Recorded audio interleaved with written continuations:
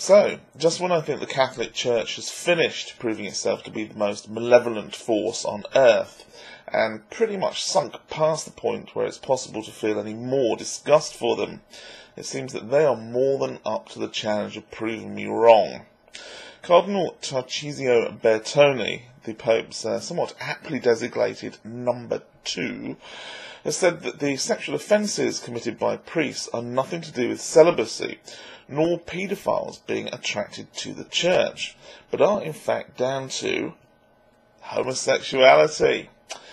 Maybe there's something in the Catholic doctrine that means that you can't blame Jews or women when there's an R in the month.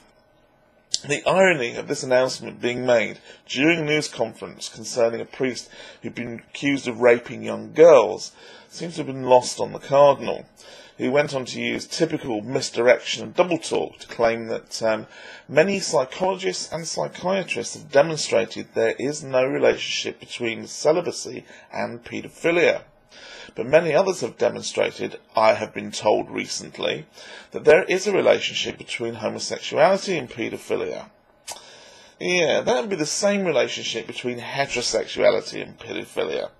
If you're raping a child of the opposite sex, then it's heterosexual rape. If you're raping a child of the same sex, it's homosexual rape.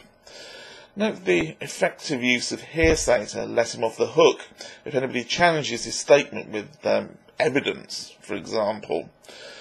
I think it's a great example of exactly how fit the Catholic Church is to teach anything about sex. The Baltimore Sun also had an interesting article yesterday which covered the response of the Survivors Network of Those Abused by Priests, or SNAP, to the news that the Vatican is now directing priests to report sex abuse to the civil authorities. And again, the Church seems to be unaware that this is pretty much tantamount to admitting that that wasn't the previous policy. I can only hope that the amount of damage this is doing to the Catholic Church is permanent and that it forces them to change their behaviour for good. That the institutional protection of men and women who would attack children will cease forever. In its current form, the Catholic Church is a safe haven for sexual predators and other abusers of children, criminals who are shielded from the law and enabled to offend again and again and again. And part of the problem is that there was no appetite to fix the problem. And I'll use a short story to demonstrate. Father Murphy went to confession and asked God to cure him of his paedophile attraction to prepubescent altar boys. And the bishop told him, "My son, God doesn't work that way. That level of intervention would be a violation of free will."